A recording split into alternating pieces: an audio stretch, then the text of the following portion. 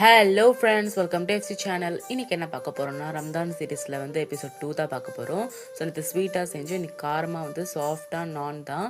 So நானும் பாலக் பன்னீர் என்னோட சேனல்லே இருக்குது, வேணும் போய் பார்த்துக்கோங்க. இப்போ நான் 1 டீஸ்பூன் அளவு ஈஸ்ட் போட்டு அதில் தண்ணி போட்டு நல்லா ஊற வச்சுக்கிறேன். ஸோ இதில் வந்து 1 டீஸ்பூன் அளவு சர்க்கரை சேர்த்துக்கிறேன்.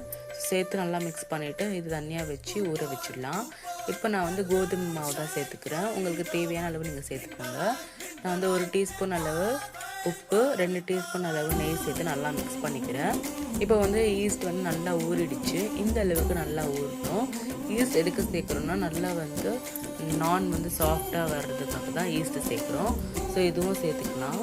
ஸோ சேர்த்து கொஞ்சம் கொஞ்சமாக தண்ணி விட்டு நல்லா பிசைஞ்சிக்கோங்க. இந்த மாதிரி நல்லா பிசைஞ்சிக்கோங்க. ஸோ நல்லா பிசைஞ்சிட்டு இதுவும் கொஞ்ச நேரம் ஊற வச்சுட்டு இந்த மாதிரி பால்ஸ் மாதிரி ரவுண்டாக நம்ம வந்து எடுத்து வச்சுக்கலாம்.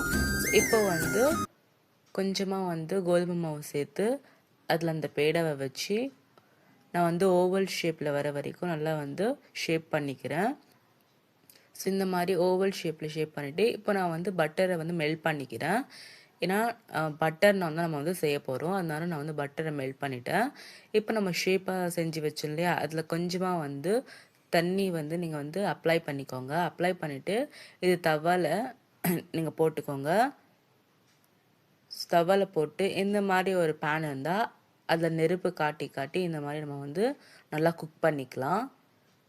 ஸோ இந்த அளவுக்கு குக் பண்ணிவிட்டு இதில் வந்து நம்ம வந்து பட்டர் அப்ளை பண்ணிக்கலாம்.